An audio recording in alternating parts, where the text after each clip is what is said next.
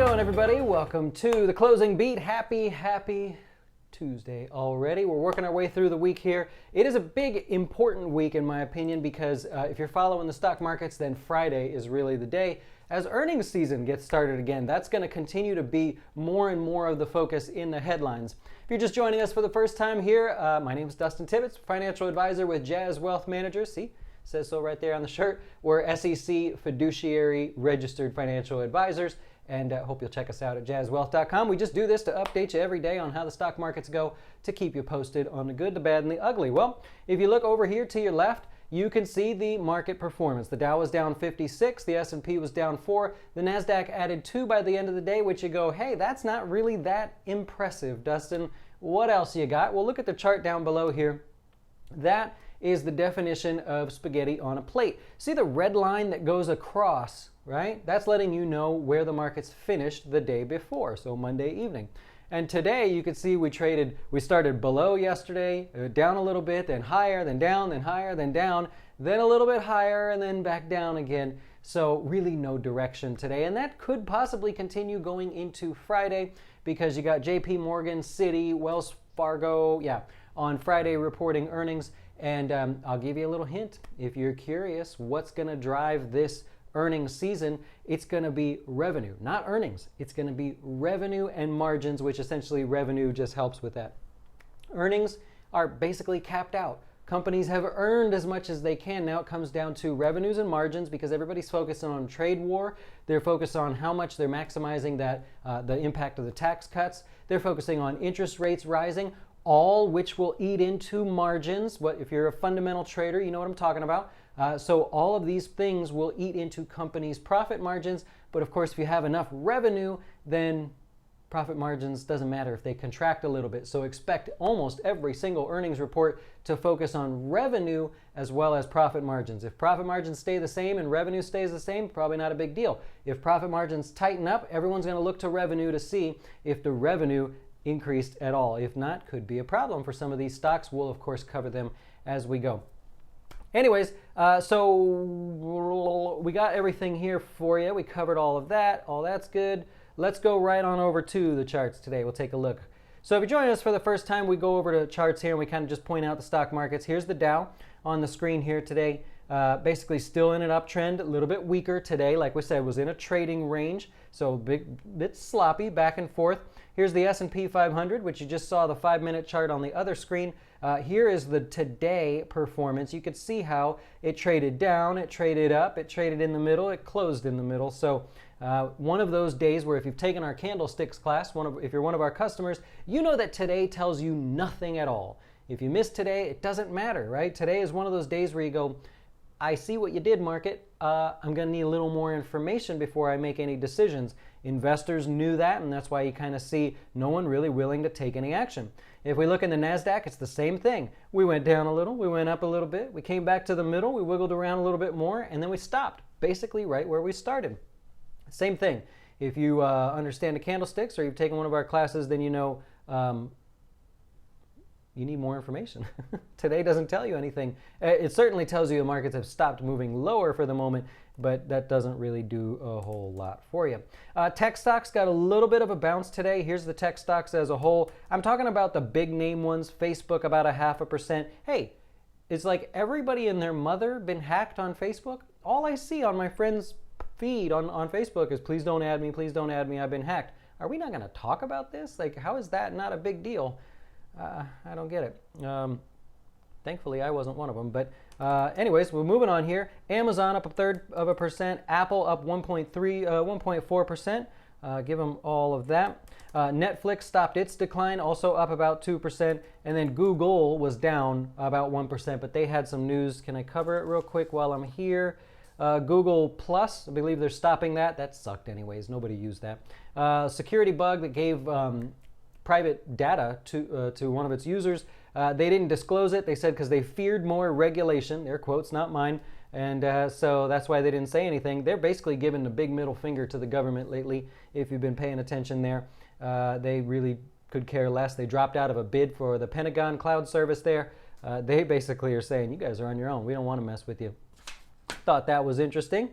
So that's those. If you go into consumer There we go. You go into consumer discretionary stocks. Want you to notice what happened there today. Strong start to the day. Everybody was like, yeah, the consumer's there, the consumer's there. And now we start getting numbers, focus a little more on earnings. And people go, wait a minute, is the consumer going to be there? Is earnings going to show that the consumer is slowing down as well? We have no real indication of that at the moment. But notice that that finished on its lows, actually down a little bit on the day. So consumer discretionary stocks, something you might have noticed. Individual stocks today. You got Papa John's. So Papa John's is, remember last week we said they would be entertaining bids. If any of you wanted to buy Papa John's, submit your bid to Papa John's. They would take a look at it. If it was a worthwhile bid, they would be willing to sell you the company. Well, there's a hedge fund that has experience in the space, by the way. Triton Partners, they own 13% of Wendy's. They own 13% of Wendy's. They are considering a bid for Papa John's, and Papa John's is like, we're cool with it, man. Bring it on, man. So 9% gain for Papa John's. Wouldn't be right if we didn't talk about Tesla today. So Tesla up 5% today. Basically, it's just a recovery off 250. If you're a technical trader, you know 250 is the magic support that everyone's looking at. It's stuck there yesterday. The fact that it bounced today, if you're a technical short-term trader, means a big deal. By the way, we are not short-term traders here at Jazz Wealth. We're long-term, retirement-based investment advisors. But I love talking about the day-to-day, just to keep you updated. Just know that if it goes under 250, that's pretty much going to be it. Expect to see some kind of a waterfall-looking drop on that one as we go through there. Walmart continuing on its good day yesterday, so another 2.5% on the day today. Yesterday they talked about hiring MGM for their Voodoo service. Today they were upgraded by McGuire. I don't really follow these guys much, so I don't know. They put their price target on Walmart. Deutsche Bank was the ones that upgraded them, by the way. They said acceleration in online grocery as well as being in position to gain rapid market share is a good thing for them in addition to the MGM thing. And so that adds another 2.5% from Walmart. Microsoft, we covered that one. That one stopped its decline there, up 1.25% today. They bought Grab, which is like a ride-sharing company in Singapore. And then they, LinkedIn, Microsoft owns LinkedIn. They bought Glint. I looked at Glint. Is that for real? Like, that's a real business? Fascinating to me. They bought them. I didn't see how much for, but fascinating what people will pay money for. Anyways, that's that one. We wouldn't be right if we didn't talk about Starbucks. Mr. Bill Ackman, Joe Bo right there. $900 million he's invested over the last 60 days, I believe, or 45 days in Starbucks. He says stock price to double next year, so over $100 by next year if you want to follow Bill Ackman. Look, the guy's a good investor. He's got a lot of great investments. Most publicly, he's known for his mistakes on Herbalife. Big short position that cost him a lot of money. Valent Pharmaceuticals, that was a big one as well. So he's got a few problems up in his recent past here. But I believe his fund is up 15 or 13% already this year. And so he just announced, hey, we're going to go for it here on Starbucks. $900 million. It's not rare. By the way, he makes large bets on stocks, and he'll do just like one or two, big positions. He did a big position in Nike as well. So I don't know. I thought that was kind of interesting. Moving on here, we're going to go over to Snapchat. Have you looked at Snapchat today? So Snapchat was lower by 6.5% on the day. Basically, they're running out of money, right? So if you're paying attention to this one, Snapchat is running out of money, and they don't make any money, guys. How do they, how does a company expect to grow if you're doing like $1 billion in losses? 1.1 billion, I believe. There's an analyst basically that says they are quickly running out of money, and everything that the CEO is doing is wishful thinking. That is a pretty tough comment there. AMD, by the way, you got AMD up 3% on the day. That one basically just stopping its decline. If you look at some of the chip makers, they didn't all participate today. I looked earlier, they were participating. AMD on its own. So that's interesting. You got Intel not participating, Micron not participating. Even Qualcomm pushing the new lows here. So AMD, a small bounce. We'll go over, we got to cover Twitter, right? Twitter, 3%. That one got a little bounce on the day. And your casinos. We talked about Wynn Resorts starting that waterfall drop, little recovery today. MGM, a little recovery today. It's people just trying to pick the bottom on some of these. So I thought that was pretty interesting. And lastly, I'll cover energy. Energy was your best performing sector in the S&P 500 today. Things that are related to energy breaking to new highs. Apache, nope, that's not that one. There we go. National Oil Well, not breaking to new highs, but a strong one on the day. You could just go through the S&P 500. Hess, there you go. EOG Resources, new highs. As you look at the top of the performance for the S&P 500, a lot of energy names up there.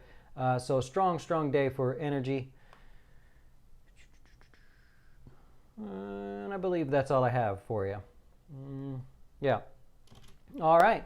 So Google Plus is finally done. Finally. No, it was one of those where I thought about it, like, should I use this? Is anybody here? And then you go there and there was nobody there. I think they needed a good reason to shut it down, and it seems like that was a good enough reason. Nothing big. I believe it was 900 million. Brother stepped up. He put some money where it counts. 15 million shares, I believe. Henry, no news of random snap parties. They learned their lesson on that one, huh? The New Year's Eve party. Ridiculous. You just don't take money from other people as an investment. Old Jazz Wealth over here, we would love to raise money, but you got Snapchat raising billions, right? And then they throw a party for that kind of money, man. What was it, $2 million for a 4-hour party? That gives you an idea of kind of what they think over there. They're trying to do the old typical, tech fund thing. Toys R Us, yeah, maybe in a smaller way. I hope so. I hope they figure it out. Maybe maybe a bit of a smaller footprint overall. I know there's no time in the market, but I think it's about time to wait for a drawdown. If I could tell you how many times I've seen people say that in the last year and a half, you might be right, Kevin. You might have nailed it. You might absolutely have just nailed the top. But boy, if you miss out on 4 or 5%. It depends on your goal, right? I mean, if you're investing just for fun and stuff, then no problem, yeah. Long-term investors, that's tough. I have actually clients sitting there on the sideline. It's been over a year, and now they're stressed because they have to have the markets fall by about 18% in order to make it worthwhile. Now, it could fall. The markets could certainly fall 18%, but they're sitting there, watching, waiting every single day. You don't want that stress. Biotech, I really don't care much for the biotech sector. That's the same thing. Anything Nasdaq related obviously took a beating, but you got support. All the biotech stocks have fallen right back down to a support area. That is one of those drops, though, in biotech that I'll equate it to if you get punched in the face by me, or if you get punched in the face by whoever fought McGregor the other day. If I punch you in the face, meaning the stock falls a little bit, you're going to laugh at me, right? But if you get punched by a professional boxer, like what's happening in biotech, you're going to fall to the ground. You're going to sit there for a while. Someone's going to need to help you get up, wipe your face off and everything. And so you're not going to recover right away. That's what's happening in biotech right now if you look through a lot of these stocks. And unfortunately, it's because a lot of the smaller names, they don't make any money. So there's this long history all year long of them raising money, more and more and more money, more IPOs, more secondary offerings for companies that have zero profit, zero sales, and are all speculative. That tightens up. When interest rates start going up, people won't go invest in that anymore. You're starting to see the money get pulled out of there, in my opinion, I guess. You're over 12%. Yeah, that's sort of hard to watch, you know? It's hard to watch when people do that. I have one dear friend of mine, actually. He may be watching, actually. He knows. I won't say his name. But it's been since 2009. He hasn't put a single penny in the market. He thinks everything's coming to an end. Maybe it does. I don't know. But boy, that's a hard one to swallow if you sat through and missed out on all that. So we'll see. Hey, Mr. Optimistic, my opinion doesn't matter on GE. What you should know is what the analysts that go to the company, study it, research it, and crunch all those numbers know. They are all upgrading the stock little by little. 16, I believe, is the average price target now for General Electric in the next 12 months. So if you were able to hold through all of that, it seems like people are getting more and more optimistic there. Doesn't really matter what I think at this point because that one's been in the news about every other day. I hope the best for them, you know. Right? You want to see good things happen. Hey, anyways, that's all I have for you. I hope you enjoy the rest of your day. Yeah, that's all I got. I've covered everything I want to cover today, and it's back to work for me. So enjoy the rest of your day. We'll be back tomorrow, and thank you so much for watching. Why should you choose Jazz Wealth as your retirement or long-term investing service? Our portfolios are managed by us, not some faceless mutual fund manager. Our private classes will teach you everything about investing and getting your dough straight. Best of all, our fiduciary standard means your best interest comes before ours.